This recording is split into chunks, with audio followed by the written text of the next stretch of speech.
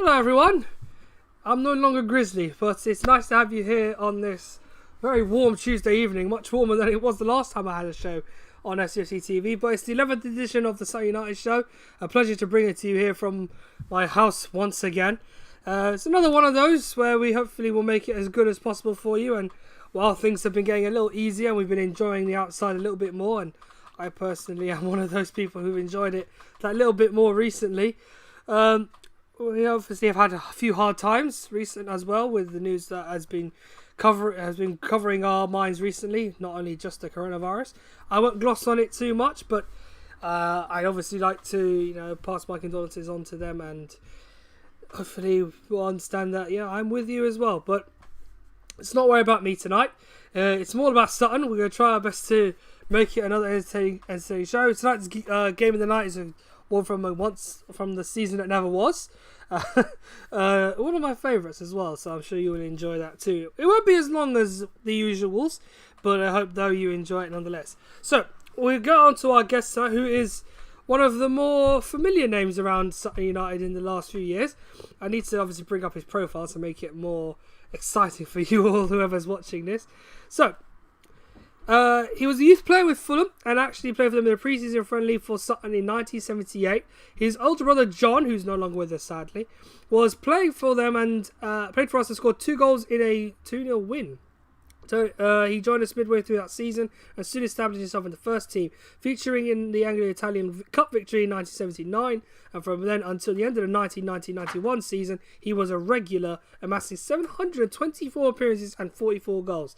Only Larry Pritchard has made more appearances, and with his brother making 685, the two of them have over 1,400 games between them. His first goal came against Hayes in September 1980, and although the defender he chipped in with a very few important goals, notably the first against Coventry and the only goal in the 1983 London Senior Cup final. He was a very versatile defender who played across all areas of the back four, and he became captain from 86 onwards. He also took over the goal on more than one occasion, not memorably for virtually the whole game against Colchester when Nick Sullivan was injured in the very first minute. It'd be interesting if he remembers that, because it was a very hostile environment. That's what Tony's told me to say. Colchester's old layer ground, which was cramped. We'll ask him about that too. He let one in. Did very well between the sticks. He then joined his brother in management and they returned with his brother as manager and Tony as assistant in 1996 after spells at Dorking and Moseley. They guided the club to promotion to the championship and promotion to the conference in 1999, although it was immediate relegation sadly. And then he spent the 2000-2001 season as manager of Sutton before returning to the assistant's role at Sutton for another season. He and John left after the 05-06 season. Obviously, John is no longer with us, as I mentioned. But he's a legend of the club. He's got so many appearances. It's none other than the Tony Raines. Tony, welcome to the show. How are you, my friend? Yeah, I'm very well, thank you. Good evening. How has everything been with you, and how have you coped the last few months without football? Yeah, it's all been pretty strange. Pretty strange for everyone, admittedly. But I've been allowed to continue to work myself. So that's taken the edge off it a little bit, but no football, no sport. It's not us, is it really? Yeah, it's a shame, and I feel like it'll be a long time before we're able to enjoy the glamours of Gandon Green Lane again. But do you miss it by any chance? Have you had any withdrawal symptoms from the time since we last had a game there? Oh, absolutely, yeah. I mean, I spent a vast amount of my life at Sutton, so anything that I can get involved with or come and watch or just do what I'm doing now just brings the memories back, and throughout the career of playing and management you gain lifelong friends, and that's what they are today. Absolutely, and more or less it's really sad. I miss it. I tweeted last night, those who did see obviously will go on my Twitter feed and find out that I've tweeted clearly I miss football. I miss commentating, more importantly, because that was what filled me up with enjoyment half the time, being able to tell you what was going on the pitch, where the ball was, who was shining in the game on the field. It's not been great, but we are 3 months deep and we're hoping for something different soon, I'm sure. In regards though to current state as well, we have the Premier League coming back very soon. We obviously announced they have the June 17th return date. What are your thoughts on that? How strange is it that they'll be returning, but obviously circumstances mitigating? How challenging would it be for Sutton to start playing football again, especially after this is over? Well, after it's over, I assume that it's just going to be the start of a new season, and the Barrow and the issue with Hartlepool and those sides that are in it amongst it will be settled by then. So, as I understand it, it's going to be a very long pre-season, but I don't know when they're going to kick off, and you guys don't know when they're going to kick off. As for the Premiership and the other leagues that are going to be starting in 3 or 4 weeks, I just don't see it that much of a problem. I come from an old school perspective here of playing 65 games a year, 3 years on the spin, and you probably had a squad of 12. So I think it can be done. I think it can, as long as it can be done safely, then I don't see an issue with it at all. Get on, play it, and then start the next season as soon as you can. Catch up. Yeah, certainly I agree on that one. And again, as I said, I do miss football, and being a fan of a Premier League club, for those of you who can see behind me, my paraphernalia will know who I support. But it has been tough for a lot of us who, in just not only in a football sense, but in a normal sense, having to adapt to a new way of life in the last 3 months, and with also with new developments coming to light as well.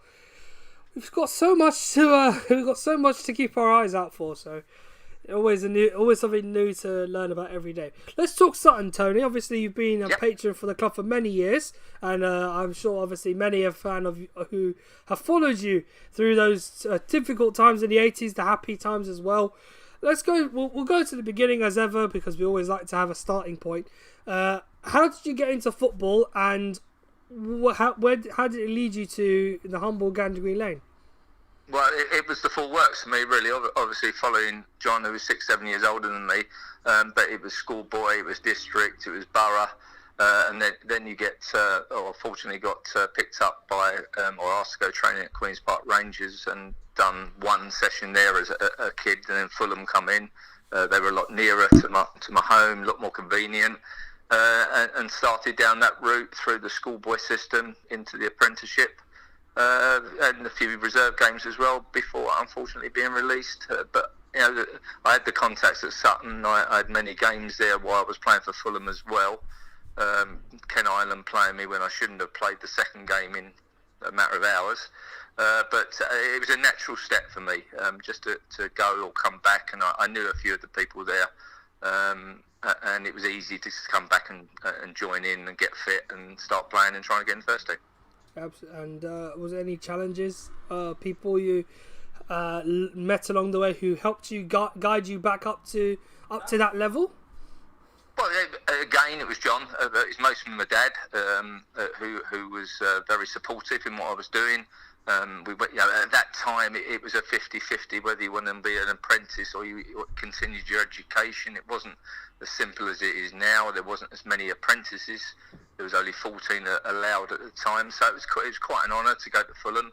And he allowed, we discussed it, and he allowed me to go there, although I had to keep up a bit of education. And we went down that path, as I say. So that was the route in. Probably, as I say, my dad and my brother, and obviously in latter years it was Barry Williams who pushed me on, and we went on together to achieve what we did.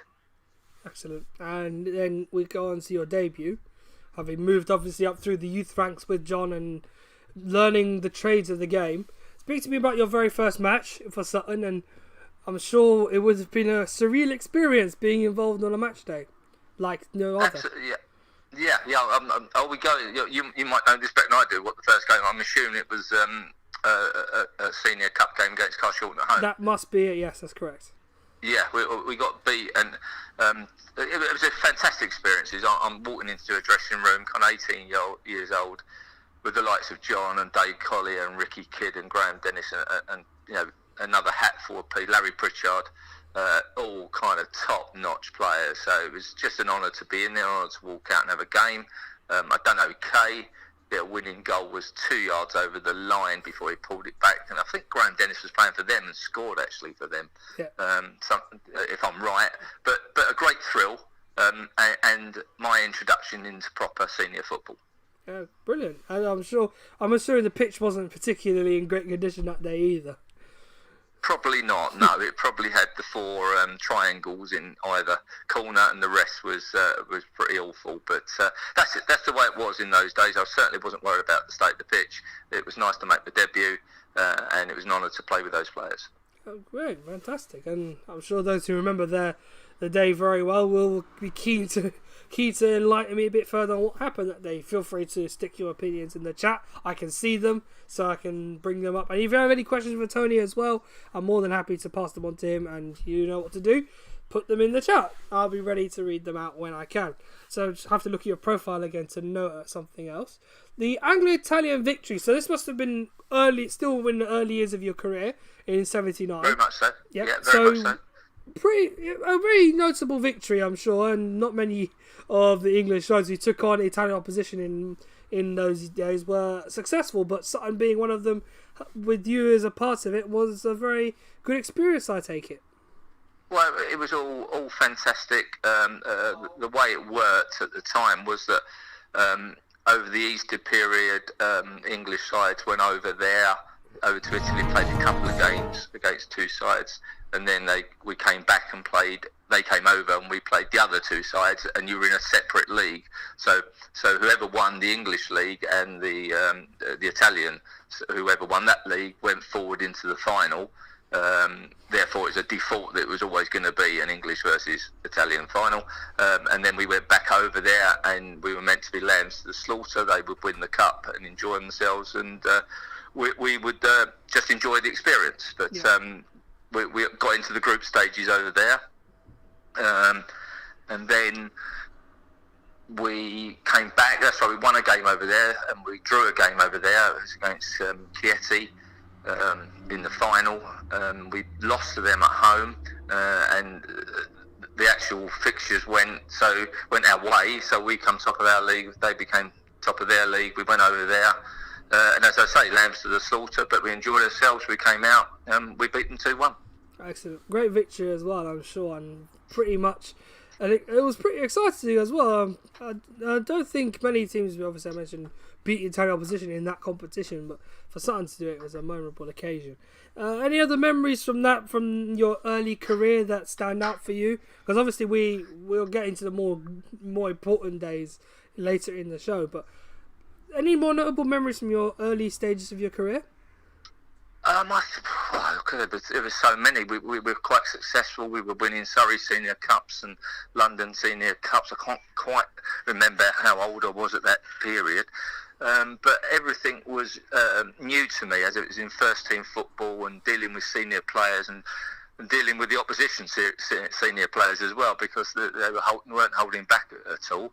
So it was just a great experience to get some games under my belt, get some experience from the elder players, and just start to progress my career. Excellent. Any notable goals that you scored that would stand out for you? There was 44, so hardly prolific. Again, it's difficult to remember when London Senior Cup was a big deal in those days. So to score the winner against Woking at Dulwich would probably stick out, obviously, other than a cup game later on in my career. Oh, very good, very good. So there's a few notable goals he has scored. We'll move into the 80s now, where you become more of a prominent member of the side, you and John. How did you start to feel when it became more evident that you were going to be more of a regular in the team? Did it put more stress on you, fitness-wise, or and the sort of a position you were coming up again each week? I think the fitness and I had great respect for the players and like I mentioned before, Dave, Collier, and John, and Larry in particular, always led, always had a word for you as well. So if you're having a rough time, that they would help you out. But again, as I said, you're kind of happy to be in the first team, and then you're happy to get established. And then you get a few games under your belt and you feel more confident, but you're playing against top quality opposition, and these were very good players. So I was learning all the time, and that's all I could really do at the time, just help to further my career and go up to the next level, really. Yeah, very good, very good. my chat's getting a little bit more active. For those who are just joining us, yes, we have Tony Raines on the line, who's a legend at the club. If you're wondering why there wasn't an actual link going live, I've had some technical difficulties. YouTube, he is still listening, I assume. So it's I think it'll be all right.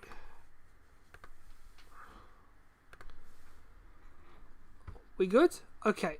It looks like we're back. Yeah, it looks like we're back. All right, good. Guys, if you're in the chat, just give me a thumbs up if you can see me again. I've toned down. I think.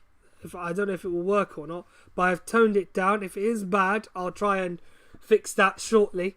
But let's have a look. I'm just waiting for a response from everyone on my right-hand side before I can continue, and then we can gloss over more of that wonderful day in '89 in a moment. But there's a reason why we have to make sure this is correct. So, because after this, YouTube will obviously process it, blah, blah, blah, blah, blah, and make sure that it works to a treat. If it doesn't, then there's a problem. It doesn't, no, we haven't got any thumbs up. Looks good. All right, good. 7dog here. Yeah, good. Thank you. That's all I want to see. Right, so let's continue. Back onto 89. Of course, you've had that great day against Coventry. Obviously, the pitch invasion is something we'll try not to remember. But how special was it, obviously, to achieve such a wonderful victory against Coventry?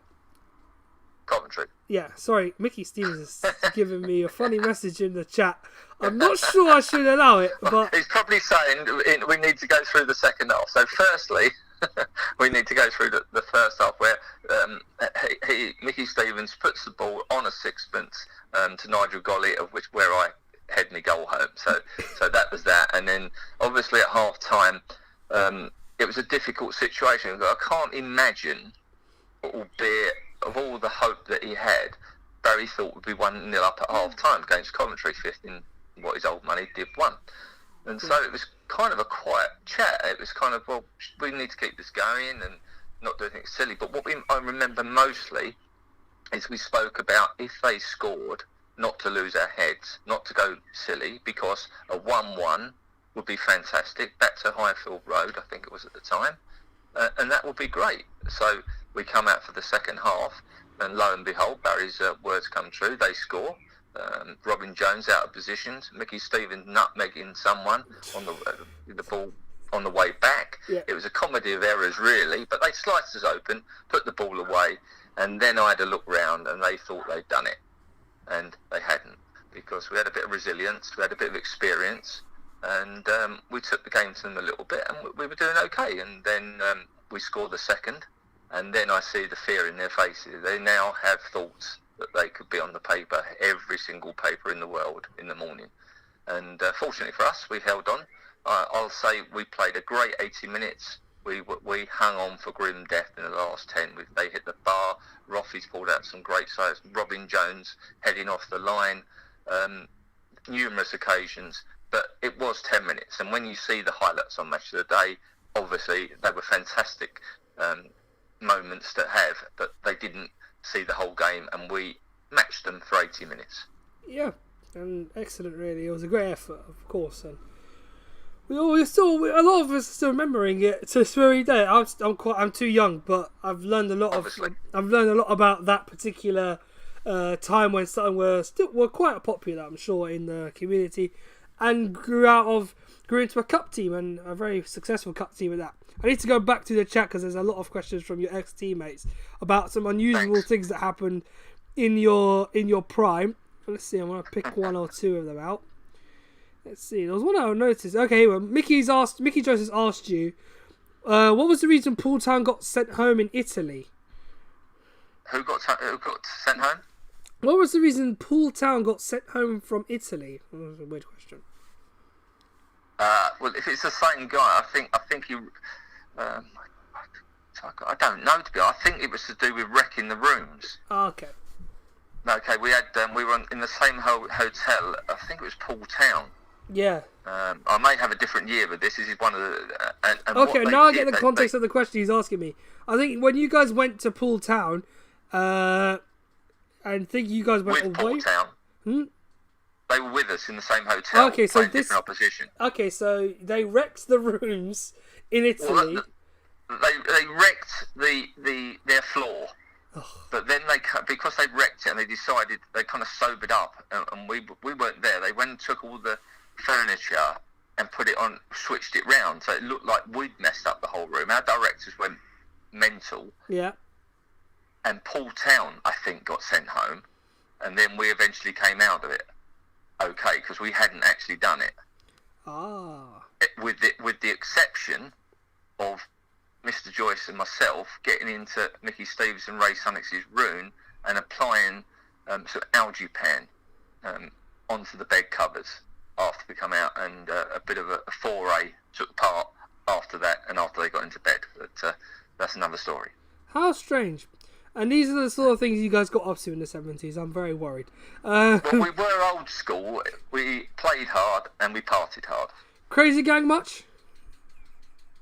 Not as extreme as them, but we had a great camaraderie, a great squad, and decent people. And as I said to you earlier, I could phone any one of them now, and I would expect we're just friends.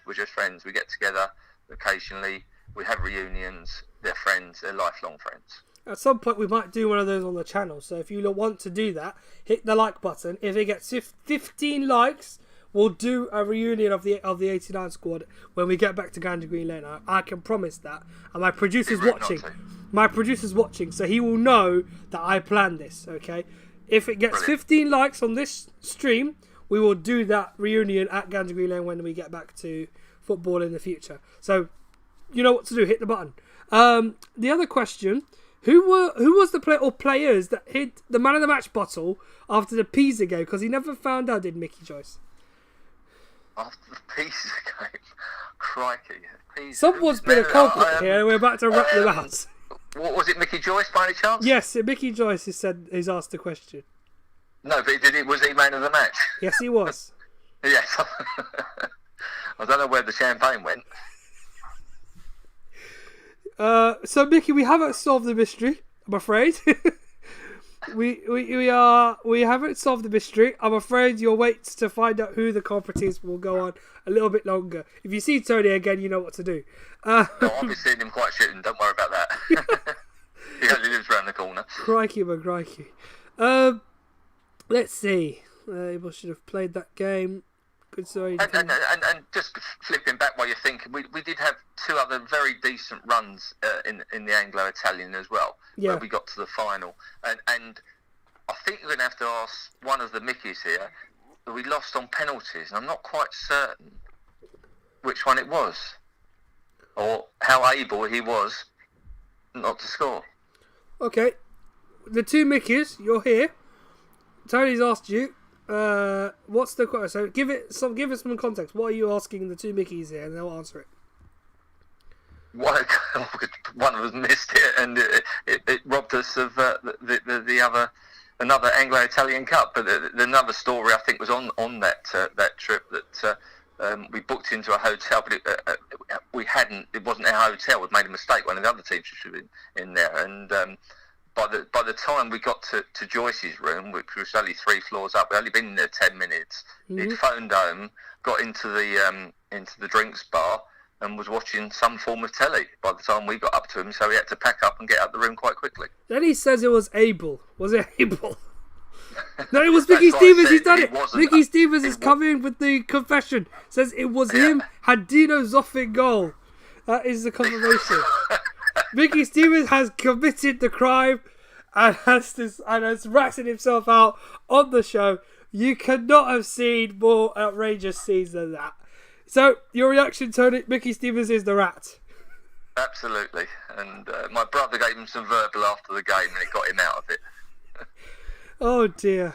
I dare say, Mickey, you are obviously watching. Tony's coming for you.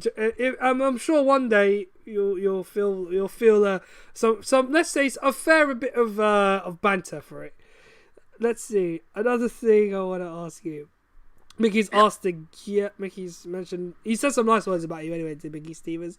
Says Tony, a great defender. Don't let him tell you otherwise. Allow me to play in their half for years, and he says you owe him £10. Okay. Again. Again, apparently. Yeah. He Well, messaged in us the actual earlier. commentary game, Mickey Stevens was in front of me, so he helped me deal with their two wingers. They switched a couple of times, and he got a bit euphoric in the game and decided to wander forward and knock the ball in, decide that I could cope with him on his own. So I did have a couple of words to say to him, and then he helped me out. Okay, so are you going to pay him that £10? Oh, am I going what? Are you going to pay the tenner to him? He wants it badly, apparently. To ask him, is this Mickey Joyce or Mickey Mr. Stevens? Stevens. Oh, crikey. Tell him to get off of Joycey. No chance. All right, the two Mickeys, you sort it out between you two. You know, you're two happy little men. You can sort that out. Let's see. Producer James King comes in, as I asked Phil Dawson the other day. What made the team of that era such a close-knit team? Did you know at the time it was a one-off close bind you had was special? So basically, he asked Phil Dawson the other day. I believe it was on Thomas' stream. If you've seen that, go back and watch it. It was a very good stream. What made the team of the era between the 80s, basically, such a close-knit team? How special was it to be a part of that? It was an honour. And as I say, they're all good friends. It was a pleasure to play with them, or most of them. And I think where it came from was the previous year. Barry had built the side. He was always adamant that, it might seem strange that, well, Sutton didn't pay great money. They paid decent money, and they would not go over their budget. Brilliant. And it's the way to run a club. Absolutely fantastic. Yeah. Therefore, we couldn't sometimes get the top-notch star. Sorry, Len. And therefore, he got players that were Sutton players. And he moulded them into a side, into a group. There's other players, there's Mickey Cornwall and Stuart Hemsley who were injured that day, and two lads that didn't get on. So there was a couple of others behind the scene, and that's what happened. And we had the cup run previously, and then that year's experience enabled us to go as far as we did and create the upset we did. Excellent. And again, the two Mickeys are doing a job in the chat for me again. There's another one from Mr. Joyce. What did Barry Williams brief the players about before a trip to a famous Italian town, and what did the players end up buying? Oh, I don't know what they ended up buying, but I remember some of the players went to the cinema on one occasion, and after the game, we were still out there in between games, and we went back to the cinema, but it wasn't showing the same type of film. I think Mickey Joyce was heavily involved in that. Very interesting. Lenny Dennis is being very, very interested in my concoction. The concoction is Ribena. It's not in the most conventional thing because all my cups are in the dishwasher, but I like I like to have large quantities. The only thing Len would be wanting that is rum. I'm afraid I'm afraid to say that your friends are happy to probe me for the little things, such as my drinks, and I am actually very, very, very happy about my Ribena. Let's put it this way: I don't drink alcohol, just for the record. It keeps me sane not to do so. And fish food, no, Mickey Stevens, no fish food here. If you're wondering what I'm eating, it's just chips and some Ribena to have alongside it. So it should be alright. Let's see. Mickey Stevens asks, most difficult opponent. Mickey Stevens. Yes, the Mickey Stevens. In training, without a doubt. Good God. Well then, Mickey, you've got your answer, haven't you? He asked the question wondering, okay, non-Sutton, okay, someone you haven't who's not training with you, have you... Okay, there's a bundle. Yeah. The Enfield winger, I can't quite, Grant, but I can't quite remember his name at the time. But for me, Stan Collymore, he was at Stafford. He was at Stafford, and strangely enough, that was the day of the captaincy situation where I just told you previously. Oh, good. So, and he was so awkward, and he wouldn't mean to do it, and you come off with a broken nose or an elbow, and he goes, Stan. He went, oh, sorry, Tone.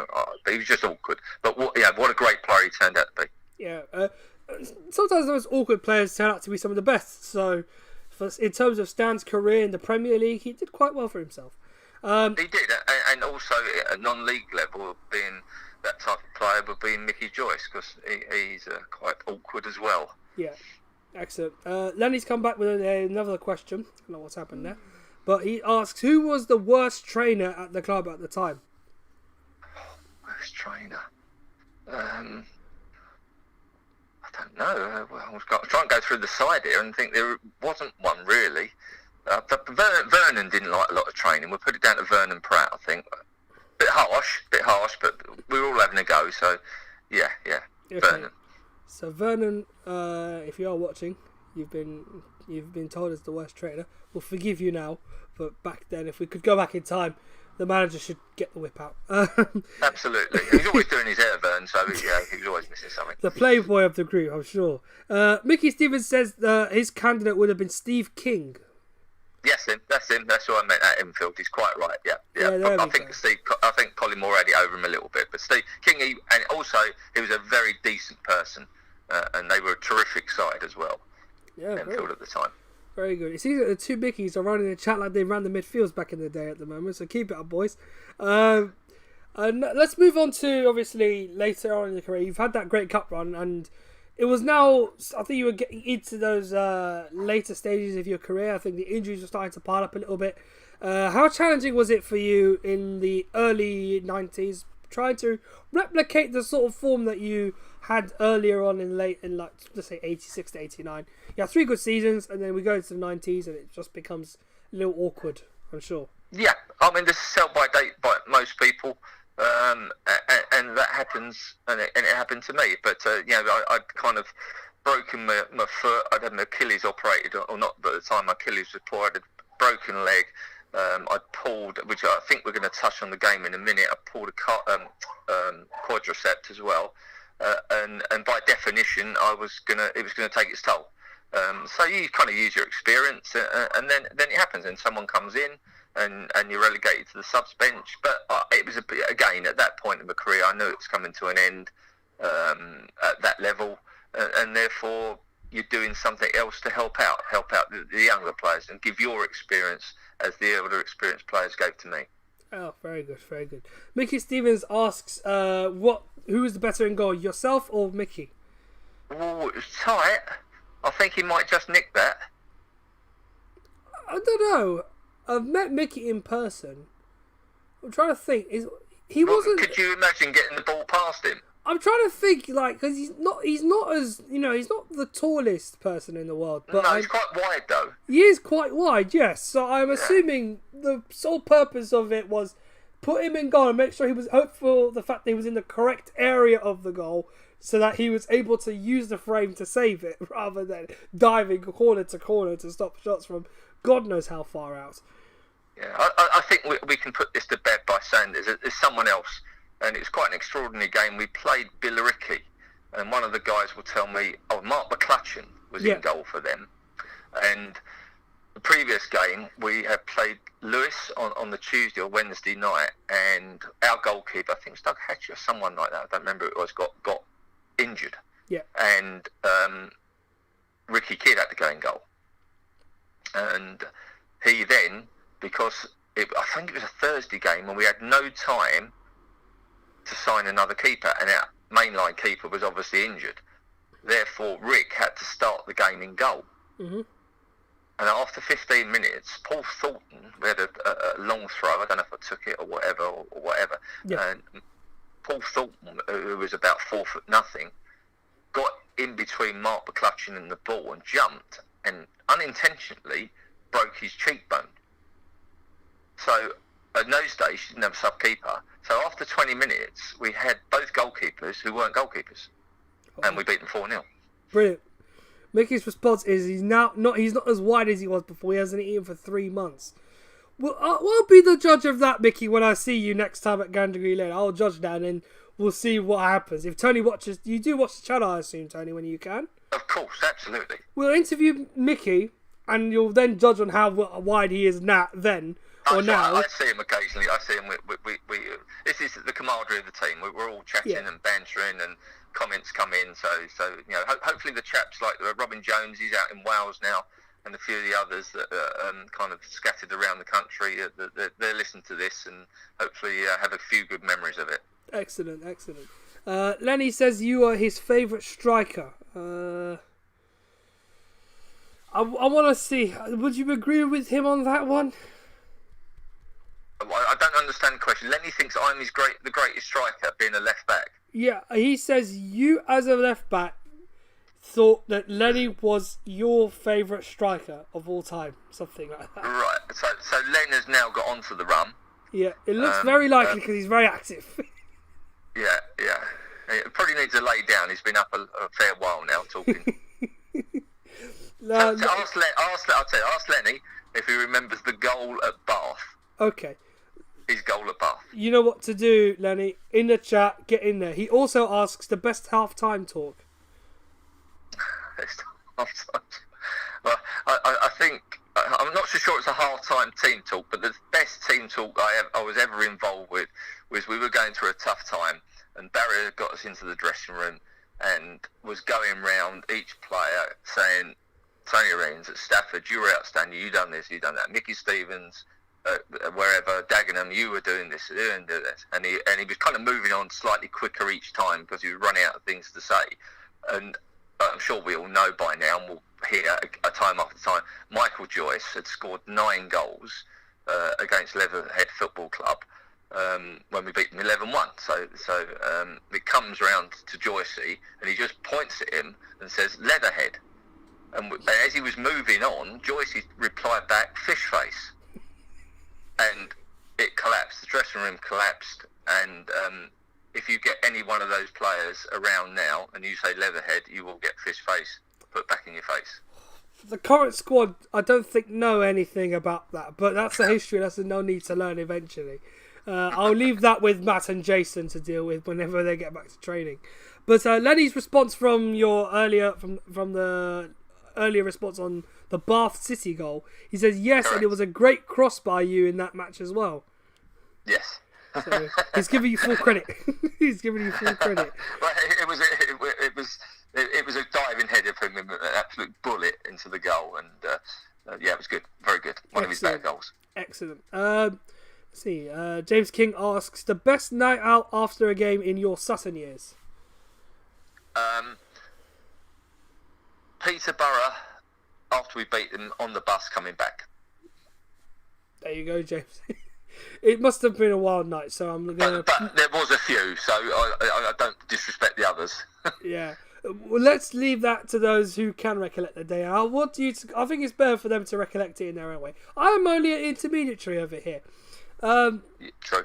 Yeah, let's see. Mickey Joyce says, where you does it? Oh, English has gone all awry now, hasn't it? Were you diagnosed with a calf injury but had a fracture instead? Yes. Yeah. Yes, I can't remember. I probably do remember. I'm not going to say who it was. I got a kick in the back of the calf, and just stamping it was fine. But sprinting on my toes, which was very rare, I was in massive pain. And to cut a very long story short, diagnosed as a muscular injury, and I was sent to a doctor. I can't remember what they are, but a special type of doctor who was ended up, because he was so small, jumping on top of my calf because it was a blood clot. That must be painful. It was extremely painful, and it stuck in the needles as well with the heat burning, trying to break up. Anyway, Barry sent me to Eddie McCluskey's physio, Enfield guy. He bent my foot. He said, "Does this hurt?" I said, "No." He said, "Does that hurt?" I said, "No." And he said, "Does this hurt?" And I went through the ceiling. He said, "I think you've broken it. Go to X-ray, come back." And it was. So yes, I was. It's correct. Ow. And I don't want to imagine the feeling of having your legs being stamped on repeatedly, only to realise eventually. No, that wasn't good. That's not a good memory at all. No, I still remember it. I can visualise it now. A little Chinese man. Oh, ouch! And for the record, I know how it feels to have a broken leg. It's not a nice feeling at all. But at the same time, to be repeatedly stamped on like that, it does it stings a little bit, and then I don't remember it very well. It stung a lot, yes. Dear, oh dear. Well, let's move forward. Let's see. We're just going to skim through my notes again. I think there was a note from Mickey Stevens, which brings me back to my profile of you from Tony. He says to me, it says to me here that you were in goal on more than one occasion, but memorably once for virtually the entire match at Colchester when Nick Sullivan was injured inside the first minute. It will be interesting to remember if he remembers that very hostile environment. So then we'll have to speak about the day at Leo Road against Colchester, because that must have been a surreal experience, having to go in goal. We've already mentioned how good Mickey Stevens is in goal, but your memories of being the man between the sticks at a very heated Colchester. Yeah, it was fairly unforgettable. It was less than a minute. They kicked off, launched the ball forward, as we call him Boise, because he looks a bit like Boise. Nicky Sullivan came out and collided with their centre forward, and he was Sparker, absolutely Sparker. So it's 12 seconds. Yeah. And we had a little look around, and I was captain at the time, so you kind of take the lead. And I I've never been in. I don't think I'd been in goal at that point. Might have been. No, it might have been at Enfield. I think it was. So go in, and they're going for promotion, and they're hammering us with possession and chances, and they're missing chances, and I'm getting in the way of chances, and then it was a bit of a dodgy back pass, to be honest. It was I have to name him, Paul Gates. He was named as Maidley because he would play anywhere. Paul Maidley would play anywhere, so we called him Maidley. Yeah. And it was a bit of a dodgy back pass, and they scored from that. But we were still in the game, but we were under so much pressure. I was just taking goal kick after goal kick after goal kick, and that's when my quadriceps completely ripped. So, and we only had one sub in those days, so the sub was on. I'm bandaged up at half time, told to get out there and do my best, and the surge continued in the second half. But our lads were brilliant. I pulled off a couple of saves, and honestly, one of them I went down in instalments. I'm touching it over the bar, and I think the most memorable one, which I better tell you because they'll only text you about it or whatever. Exactly. We were kind of lacking, and the ball's been crossed, and everybody's come across with one short, and ultimately that leaves the bloke on the far post completely free, bounces up 8 yards out, I'm 4 yards out, and he smashes it on the volley, and I save it. No problem. Outstanding. The game ends, we lose 1-0. The Colchester supporters with a fantastic standing ovation. Brilliant, and they'd videoed the game and they sent it to us. So on one game, horrible night a few weeks later, we decided to play it, and this incident got played again, and it turns out it just smashed me in the face. And I didn't save it at all, and I hadn't told anybody, so took a bit of grief over that as well. Oh God! So the fact you mentioned you got whacked in the face with a full-on volley brings back. It did sting. Yeah, it did sting. It brings back funny memories of a time when I was in goal on a Seveners side, and I think it happened twice to me. So you can imagine how dizzy I was after that game. But absolutely, it's not a pleasant memory. But it's not nice to have your ball hit in the face about 50 miles an hour. Ouch. And then he says it was the under 10s team that day at Colchester. I wouldn't count on it so much. But yeah, if someone has the video, please bring it to us. You were saying? What was the question from Len? Sorry, I didn't hear that. Yeah, he asked, was it their under 10s team? Well, I don't think he's... He's going downhill. His comments are going downhill now. The rum's kicking in. They're starting to become a bit oblivious now. He's still maintaining a level of normality. He's never relayed a level of normality. So here's some evidence for you to prove such a thing. Funniest moment in a game. That's his question. Funniest moment in a game? Aylesbury away. He's toe poke into the top corner to put us in the third round of the FA Cup. Hilarious. Crikey. So there you go, Lenny. I'm sure that he's given you some fun memories, especially with that one. James King, I want you're the man I rely on for footage. Find that video of Tony Raines in goal against Colchester, and I will put that on as my next game of the day. If you find it. You know what? They sent me a copy. I think if you don't find it, I've got it. It's on video though. Can you if you can transfer it? Very good. James King is my producer. He's going to go hunting. Hang on. He says, "Was it FA Cup 93-94? We have that. We have that." No, it was League game? Conference game. Conference game. League All right, game. then, James, I'm leaving it to you to find the footage. We're going to do that. The next show I do, that will be our game of the day, to go back in time and have a look at that. If there's no commentary, I'll do it. So I'll cover that game for you if there is. Yeah, there's no commentary. Then Definitely I'll no do commentary. it. So you'll hear my voice over some old football commentary. How about that, eh? There's not just that. There's another one coming soon. I'm hoping to get that out as soon as I can. Taxi for Lenny, apparently, for Mickey Stevens. It looks like it is time for Lenny to get a rest. Let's move on to, obviously, your announcement that you move into management with the club. My foot's hurting, so I need to stretch. You've moved into the club mid-90s as manager, along with John. A big transition, of course. You've played for the best part of 15, 16 years on the pitch. How big a decision was it for you to move into management? Well, firstly, John went to Molesey. I'm talking of Molesey, but I can't remember which way around. I'm pretty certain it was Molesey. And as you were suggesting earlier, I was coming to the end of my career. John had been coaching at Sutton and doing his stuff there, and wanted to be the manager, so he became manager.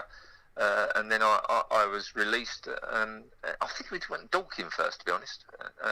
So it's one of the two anyway. And I went there and I kind of followed him. And as much as it says we were managers, it was very much he was the manager and I was the coach. And that's how we played the role. It was a good cop, bad cop. He was mostly bad cop and I was good cop. So it just developed from there. So we're kind of went through the period at Molesey, we went through the period at Dorking, and we had a great cup run there as well. And we had some ex-Sutton players in that squad and in that side, Neil Robson and amongst others. And it was against the side Plymouth was managed by Peter Shorten at the time. And we were very unfortunate to lose 3-2 at home. And so another little cup run for us there. And then we went to Shorten. Wasn't very popular, but that was the next step up for us as such in status. And I remember, I'm gonna have to go stretch the memory here. I'm pretty certain that Andrew Letts said, and I'll leave this. I don't know who it is exactly. I might get it wrong. I don't want to put them in a picture. Told someone to go and get John before Carl Shorten signed him again. So that's how he became manager. And obviously, I went with him, and that was another little successful period of our career at Sutton, and most enjoyable, terrific players, had a lot of fun. Well, we move on to you and John moving back across to Sutton. There are very few that were brave enough to cross the divide between Carl Shorten and Sutton, but it brought you really pretty much one of, at the time, the club's biggest success in winning the Conference South. That season as manager as well must have been the most challenging one of your career. Yeah, they both were. Obviously, getting up is making you top of the tree, as it was at the time. There was no second, third, or anything like that. You had to win it. Yeah.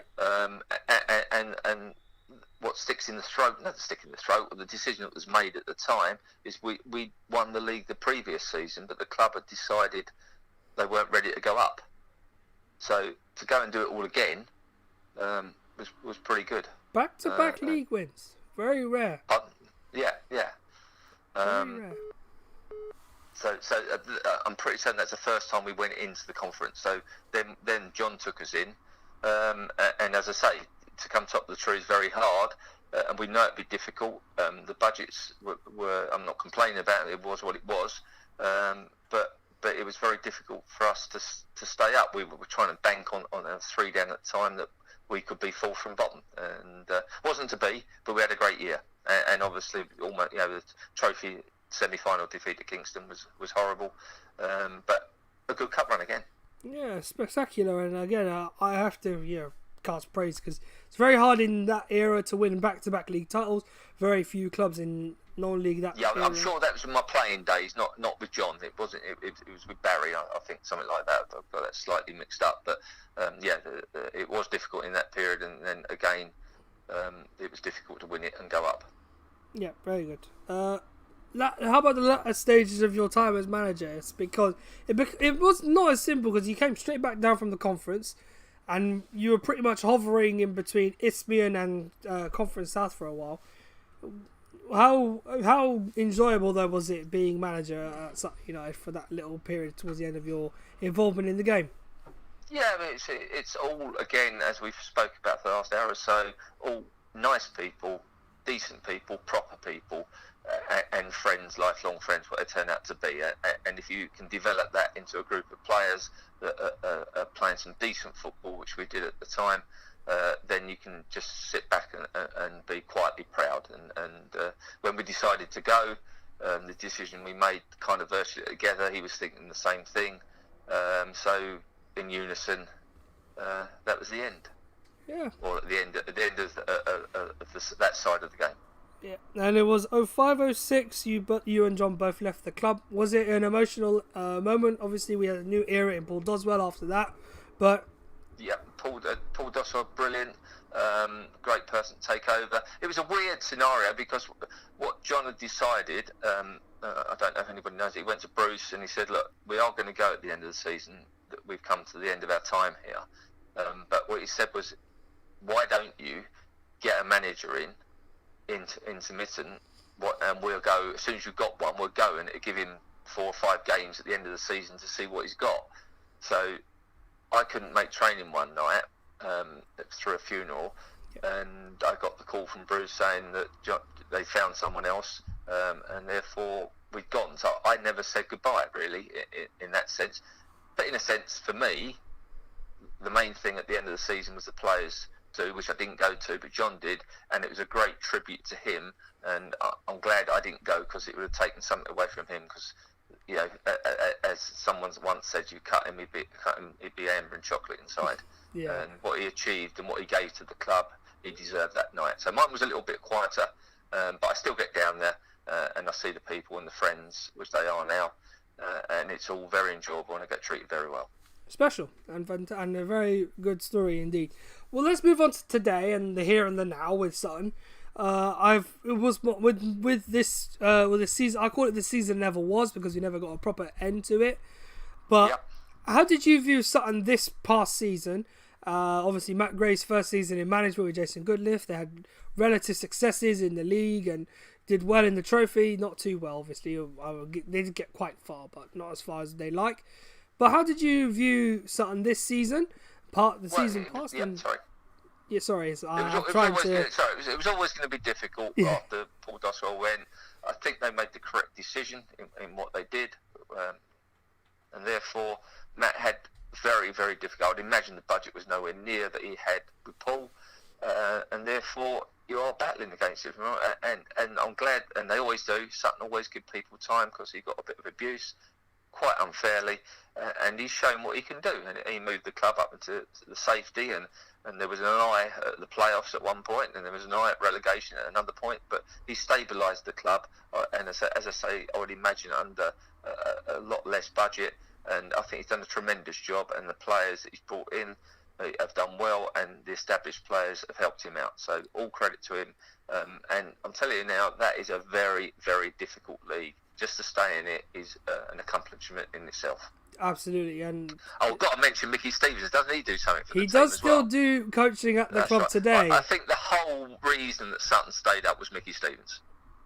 I agree, and yeah, I'm sure Mickey will show testaments to that. He'll be asleep now with his cocoa. He's way past his time. Believe it or not, the chat hasn't been overly lively since the crazy hype about Italy, but Since nevertheless, Lenny passed out. they've all gassed out after that crazy. It shows that they do enjoy themselves, the legends of the club. I think Lost Lon's Friends is on the telly or something. Something like that, yeah. Or the Marigold Hotels just come on, one of those two. Yeah, there might be a few of them long lost friends in a minute as well. Fantastic, John. It's been an absolute pleasure having you on tonight, and you've been amazing. You've brought so many of your old friends back on, and at some point we'll definitely get you guys together for a reunion of the '89 team. Well, I can only apologise for bringing them back on, but it's been an absolute pleasure. I've enjoyed it, going over the old times, and I'll hold you to that reunion next year. We will do our best to sort that out. As soon as we get back to normal at Gandergreen Lane, we'll try and arrange that for you guys. But you've been amazing, Tony. Fantastic guest, and I really appreciate you coming on tonight. I've certainly enjoyed hearing your stories and memories of the of your time at Sutton as a player and a manager. But yeah, we'll definitely do that reunion and make it as entertaining as we can. Hopefully you're not on the run by then. No, it'd be good. Yeah, it'd be fantastic to do. Cheers, Tony. Thank you very much. Absolute pleasure. Talk to you soon. See you soon, pal. Bye-bye. That was the great Tony Raines, everybody. Thank you so much to all those who've gotten involved. Tony does still have hair, believe it or not, Mickey. You can probably tell by now. But yeah, you lads in the chat, thank you so much for getting involved. And the show's not over. We have a classic game from the season 11 awards coming up. But yeah, fantastic memory trip we had with Mr. Raines. He did so well to compose them while you all went wild in the chat. But I will, as he says, I will hope to bring you a reunion from Gandergreen at some point when we get back to normal.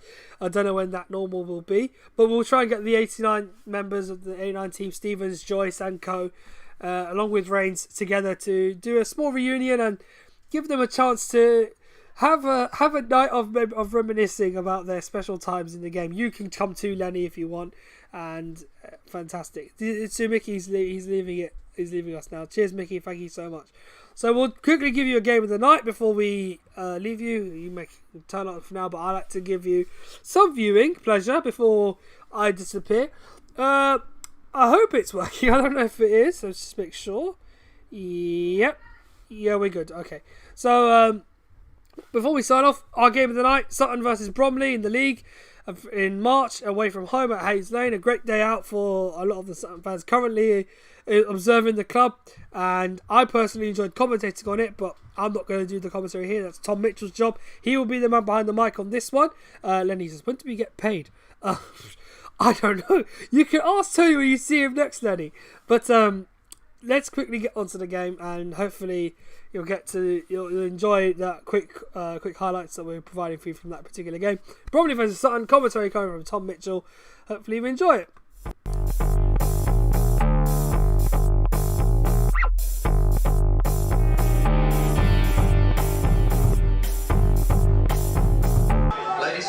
Sutton will certainly be buoyed here coming into the game at Hayes Lane after last week's 2-2 draw against Barrow, where Harry Beatman continued his fine goal scoring record this season.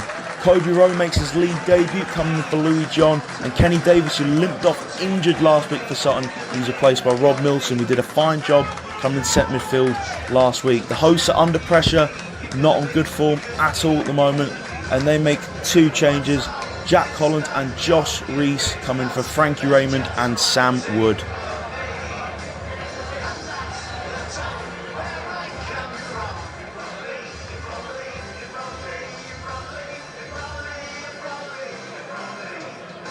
Once again, a huge welcome to our mascots this afternoon: Old Will Sonians under 9s and Orpington Tigers under 8s. Let's run through the two sides again and start with visitors Sutton United.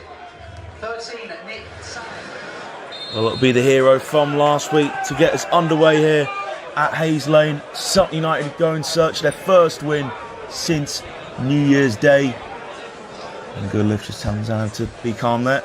Here's Cousins with the goal kick. Good header away there. And Bush tries to look for Coulson. Ashboy intercepts, and Goodliff will deal with this. England see call-up for Ben Goodliff. Thoroughly deserved. Bush with the throw. Towards Cheek, tries to hold up, put off there from Rowe. Coulson shot blocked from Goodliff and clears it away at the second attempt. Been busy in these early stages as Ben Goodliff. One throw in. Head away. Randall just keeping Bromley at bay there. Ball cut back for Coulson. And header from Cheek over the bar at a tight angle. In the end, Cobra just enough to put him off. Coulson's corner. Ajiboy struggles to clear. And again, good block there from Sutton United. Another block there from Ben Goodliff. Said he's been busy in these early stages. Here's Coulson. A decent looking cross. Once again dealt with from the U's. Sutton struggling to get out here. Ugal and Randall can't clear. And Bromley, Dinker crossing. Well dealt there from Wyatt. Another block It's time from Barnum by the looks of it. And a shot from Bingham well off the target in the end. Finally that pressure has been dealt with. Cousins. One ball flicked on. And a chance here for Williamson. Saved low down from Zanev. Huge save already.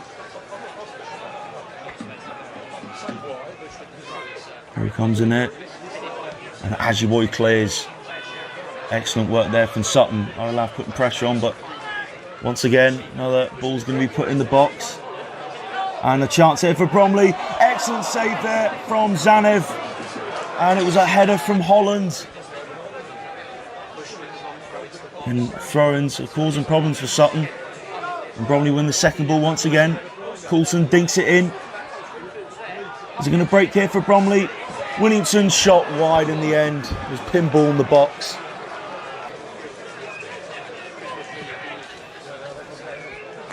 Zanev looks up. Google can't win the header. His Olaf ball just skims off his head. He's going to get to this. Cousins, excellent goalkeeping. Just gets away from Olaf in the end. That's the pace we want to use. And Barden knocks into Coulson. That'll be a free kick to the hosts. And Sutton keep us alive. They do through Goodliff. Here's Bogle. Beatman turns. Goes back. To Barden. Sprays it out. Randall does win the header. He's going to try and keep us alive. He does get there first. Excellent work there from Will Randall. Has Milson for support. Milson returns their favour into Randall. Can he cut this one back? He does. To Bogle and space in the box. You just knew it. Against his former club. Omar Bogle slots under Cousins to give Sutton United an undeserved lead, but they will certainly not care at all. Brilliant work there from the U's on the left-hand side, and Bogle finishes. Well, it's familiar for Bromley to go 1-0 down against Sutton in recent games at Hayes Lane, but both of them have ended 2-1, so the hosts know that they can easily get back into this. Cousins goes long. A chance here for Cheek, and a comfortable save for Zanev at his near post. So that's do the job though. And a kick in from Coulson. Can't break there for Holland. Ball just loops up here. Breaks with David Ajiboye. Here he is. Sprinting into the Bromley half. Still David Ajiboye. Needs to look into the centre, and he certainly does. Here's Harry Beatman. Is he going to get another goal again? Oh, scuffed his shot and blocked in the end, and Bromley clear. Good work there from Goodliff. Just to put off Cheek. Goodliff once again. He's going to let Zanev deal with this one. Here's Nick Zanev. Goal kick. Ball punted long. And there's the whistle gone for half time. Bogle's goal separates the sides. Back underway at Hayes Lane.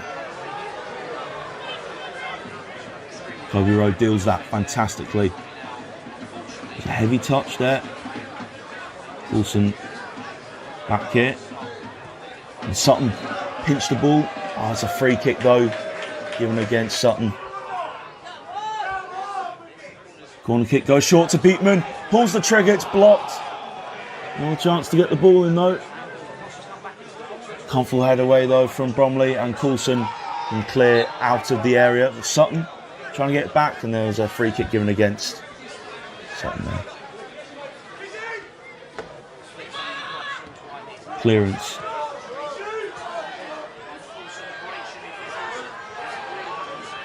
Here's Coulson. Crossing, and Zanev just about pushes it away. And Beatman clears out the area.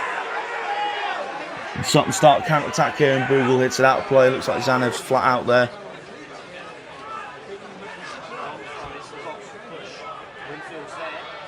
And Sutton almost gave away a goal there. Just a miss hit in the end. And they start counter-attack. Olaf holds it up. Loses out though. Here come Bromley again. Coulson. They keep possession here, but good tackle there from Beatman. Pressing. Another direct ball comes forward. Kobe Rowe, excellent header. Here's Bogle. Randall in support. Randall has it now. So Will Randall takes it to the byline. What's he going to do with it now? Oh, nice ball. Picks out Milsom. Just mishit that. Buteman loses out. Milsom picks up the second ball and he loses it.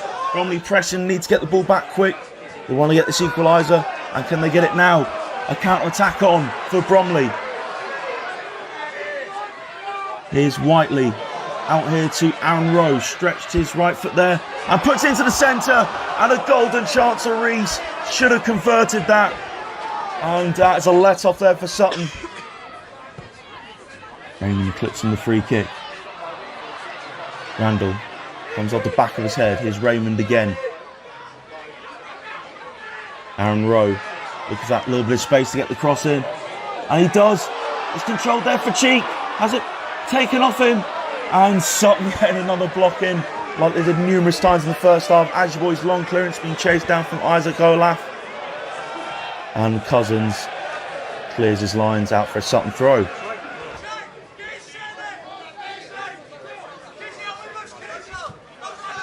Good control there. Cheek on off Barden. And Coulson's going to get him going. Goodliff here. And Tess Zanev at his near post. Was comfortable for Nick Zanev in the end. And Rowe clears. Zanev has managed to find Bogle. Out here to Randall. Nice bit of space for Will Randall. Randall now making his way into the area. Randall into the centre. Can't quite find Beatman. Intercepted from Rowe. Here's Wyatt. Randall once again. There's Wyatt in support. He's going to go himself. Can't beat two men there. Can't get in between them. And Rowe just trying to put off Cheekin. He does a good job of that. Milsom goes back to Barden. And go all the way back to Zanev now. Oh, and now it's a shaky moment there for Zanev. Kobe Rowe under pressure. Sutton managed to retain the ball. Here's Ben Wyatt. To Google. Just skims off his right toe. Dundas now. Still Craig Dundas. Bulldozed his way through and he's got a free kick surely. Here's Rob Milsom. Milsom. Oh, that almost flew into the bottom left corner of Cousins' net.